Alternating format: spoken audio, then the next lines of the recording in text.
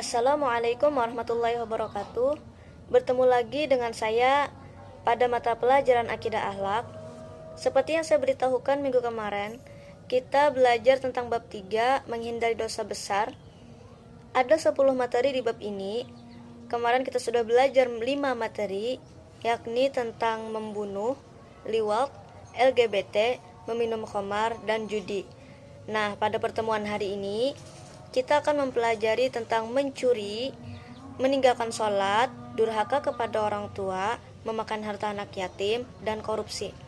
Sebelum kita memasuki inti dari materi yang akan kita bahas, kita akan membahas tentang pengertiannya terlebih dahulu. Baiklah, yang pertama adalah pengertian mencuri. Menurut KBBI, kata mencuri itu diartikan sebagai mengambil milik orang lain tanpa izin atau dengan tidak sah, biasanya dengan sembunyi-sembunyi. Sedangkan dalam istilah syara', mencuri didefinisikan sebagai perbuatan orang mukallaf yang mengambil harta orang lain secara sembunyi-sembunyi jika harta tersebut mencapai 1 nisab terambil dari tempat simpanannya dan orang yang mengambil tidak mempunyai andil kepemilikan terhadap harta tersebut. Itulah mencuri. Terus lagi yang kedua, durhaka kepada orang tua. Durhaka itu berasal dari bahasa Arab, yaitu al-uquq, yang berasal dari kata al-aqu, yang artinya al-qat'u, memutus, merobek, memotong, dan membelah. Adapun menurut syara', durhaka adalah setiap perbuatan atau ucapan anak yang menyakiti kedua orang tuanya. Terus lagi yang ketiga adalah meninggalkan sholat. Perlu kita ketahui, sholat menurut KBBI adalah rukun Islam kedua berupa ibadah kepada Allah, wajib dilakukan oleh setiap muslim mukallaf dengan syarat, rukun, dan bacaan tertentu, dimulai dengan takbir dan diakhiri dengan salam. Jadi orang yang meninggalkan sholat adalah orang yang meninggalkan rukun Islam yang kedua. Yang keempat, memakan harta anak yatim. Menurut KBBI, anak yatim adalah anak yang sudah tidak berbapak lagi atau ia tidak mempunyai ayah lagi. Jadi memakan harta anak yatim itu adalah memakan harta anak yang tidak memiliki ayah. Yang kelima adalah korupsi. Dalam KBBI, korupsi secara harfiah berarti busuk, rusak, suka memakai barang atau uang yang dipercayakan kepadanya, dapat disogok melalui kekuasaannya untuk kepentingan pribadi. Secara terminologi, korupsi berarti penyelewengan atau penggelapan uang negara atau perusahaan untuk kepentingan pribadi dan orang lain. Baiklah, kita masuk ke materi tentang mencuri. Mencuri ini dilarang karena hukumnya haram. Kenapa haram? Karena mengambil harta orang lain tanpa seizin pemiliknya dan menggunakan cara memiliki harta dengan batil. Serta Allah pun menetapkan hukuman bagi si pencurinya. Dalilnya adalah dalam Quran surah Al-Baqarah ayat 188 yang artinya, dan janganlah sebahagian kamu memakan harta sebahagian yang lain di antara kamu dengan jalan yang batil, dan janganlah kamu membawa urusan harta itu kepada hakim supaya kamu dapat memakan sebahagian dari harta benda orang lain itu dengan jalan berbuat dosa, padahal kamu mengetahui. Quran Surah Al-Baqarah ayat 188. Adapun mencuri itu memiliki dampak bagi pelakunya sendiri, serta bagi korban dan masyarakat. Yang pertama, bagi si pelaku. Si pelaku ini akan mengalami kegelisahan batin, karena ia akan selalu dikejar-kejar rasa bersalah dan takut jika perbuatannya tersebut akan terbongkar. Terus yang kedua, pelaku pun akan mendapat hukuman apabila ia tertangkap. Baik ia mendapat hukuman sesuai dengan undang-undang berlaku atau hukuman Islam. Dan yang ketiga, mencemarkan nama baiknya. Jika ia terbukti mencuri, maka nama baiknya pun akan tercemar. Yang keempat, merusak keimanan. Seseorang yang mencuri berarti telah rusak imannya. Jika ia mati sebelum bertobat, maka ia akan mendapat azab yang pedih. Terus yang kedua, bagi korban dan masyarakat, itu akan menimbulkan kerugian dan kekecewaan.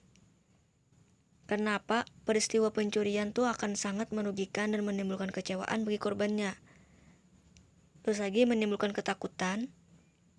Kenapa demikian? Karena mereka merasa harta bendanya akan terancam. Yang ketiga, munculnya hukum rimba. Perbuatan pencurian itu merupakan perbuatan yang mengabaikan nilai-nilai hukum.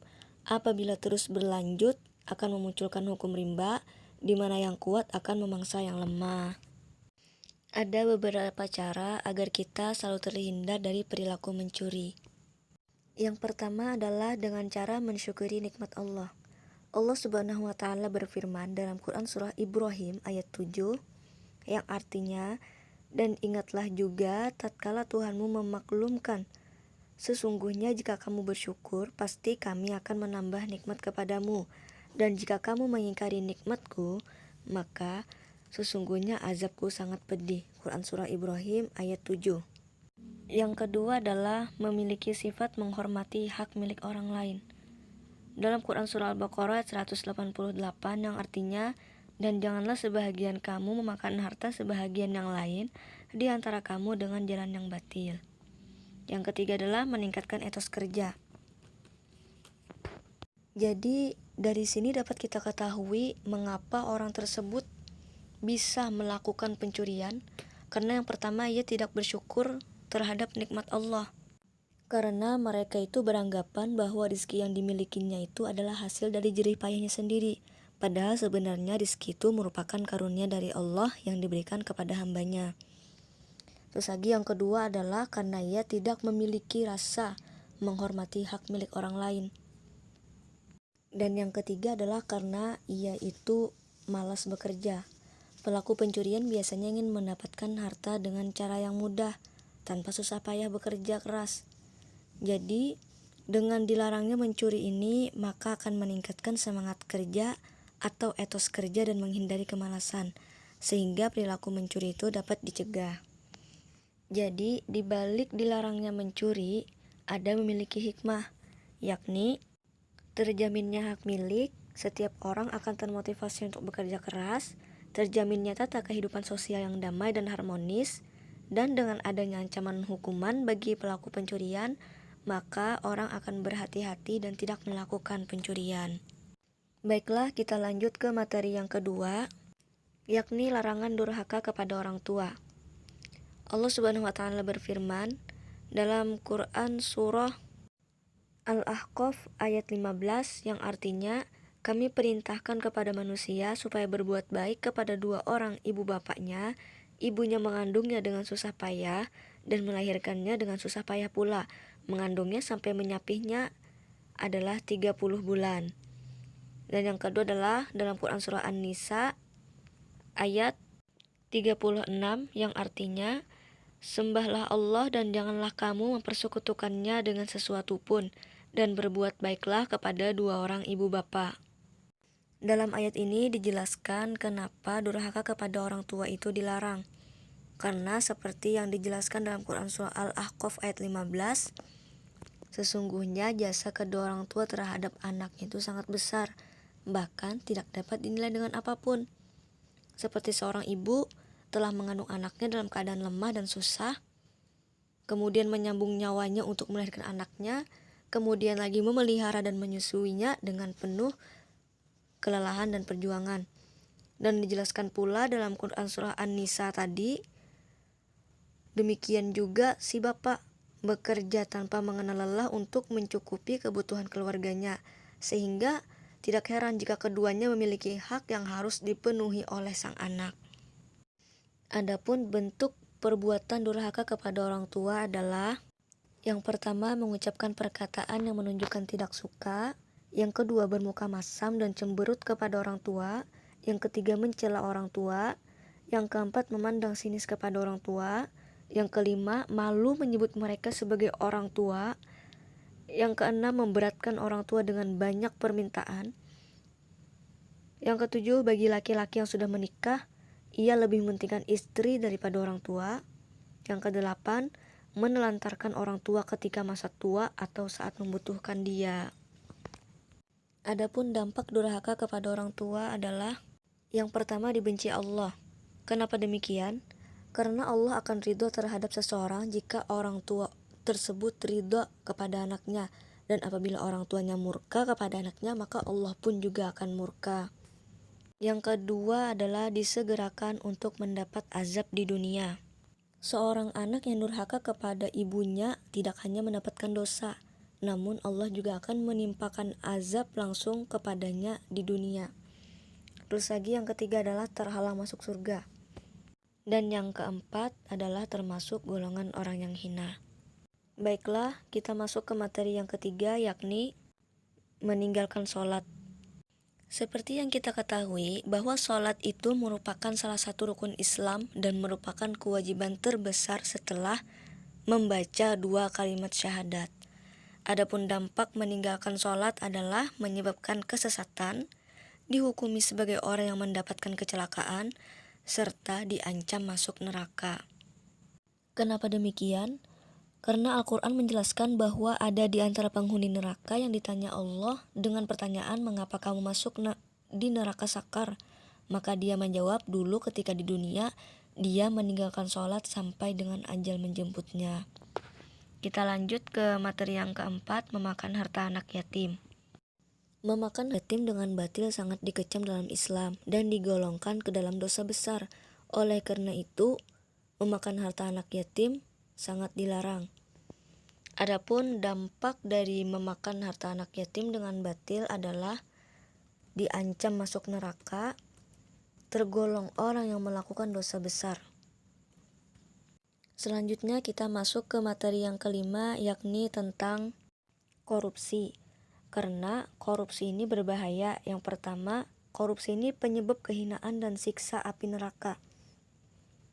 Nabi Muhammad SAW bersabda yang artinya, karena sesungguhnya ghulla atau korupsi itu adalah kehinaan, aib, dan api neraka bagi pelakunya. Yang kedua, perbuatan korupsi dapat menyengsarakan rakyat, karena kepercayaan yang diamanatkan oleh rakyat untuk dilaksanakan sebaik-baiknya, malah dengan adanya korupsi maka kehidupan rakyat akan menjadi tidak terurus atau menderita.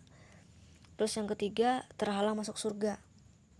Seseorang yang mati saat membawa harta korupsi atau ghulul, maka ia tidak mendapat jaminan atau terhalang masuk surga. Dan yang keempat, doanya pun tidak dikabulkan oleh Allah Subhanahu wa taala. Selanjutnya ada 3 upaya pemberantasan tindak pidana korupsi, yakni strategi preventif, strategi deduktif, strategi represif.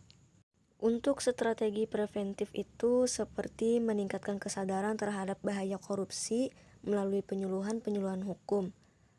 Begitu juga dengan meningkatkan keimanan akan adanya hari perhitungan amal di akhirat kelak.